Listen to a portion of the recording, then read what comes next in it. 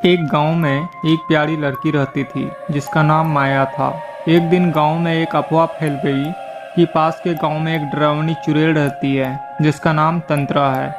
लोगों का कहना था कि तंत्रा अपनी जादुई शक्तियों से किसी को भी नुकसान पहुंचा सकती है, इसलिए गांव के लोग उस जंगल में जाने से डरते थे। माया को इन कहानियों पर विश्वास नहीं था।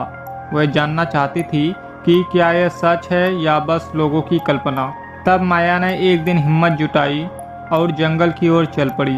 तब जैसे ही वह जंगल के भीतर गई तो उसे पेड़ों के बीच से एक अजीब सी आवाज़ सुनाई दी। माया ने ध्यान से देखा तो उसने देखा कि एक औरत एक पुराने पेड़ के नीचे खड़ी थी। उसकी आंखें चमक रही थी और उसके हाथ में एक जादुई छड़ी थी।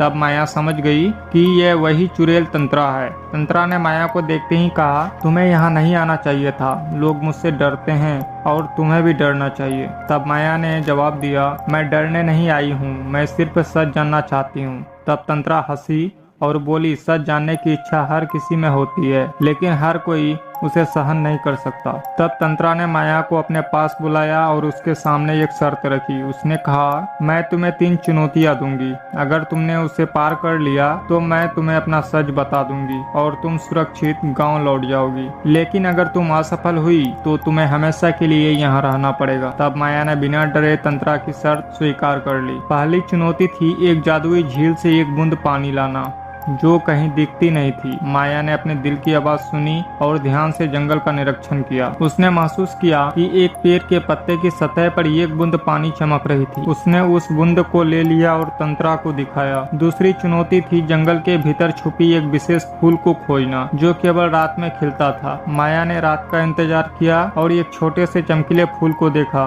उसने फूल लाकर तंत्रा को दिया। तीसरी और सबसे कठिन चुनौती थी माया को तंत्रा के दिल की सच्ची इच्छा जाननी थी। माया ने तंत्रा की आंखों में देखा और महसूस किया कि वह असल में अकेली और उदास है। माया ने कहा, तुम्हारी सच्ची इच्छा है कि कोई तुम्हें समझे और तुम्हारा साथी बने। तंत्रा यह सुनकर दंग रह गई और उसकी आंखों में आंसू आ गए। उसने माया को गले लगाया और कहा, तुमने मेरी सच्चाई जान ली। लोग मुझसे डरते हैं लेकिन असल में मैं अकेली हूँ। तंत्रा ने माया को अपनी कहानी सुनाई कि कैसे उसे अपनी जादुई शक्ति की वजह से लोगों से दूर रहना पड़ा। माया ने तंत्रा को समझा और उसे भरोसा दिलाया कि वह उसकी दोस्त बनेगी। तब तंत्रा ने माया को गांव वापस भेज दिया।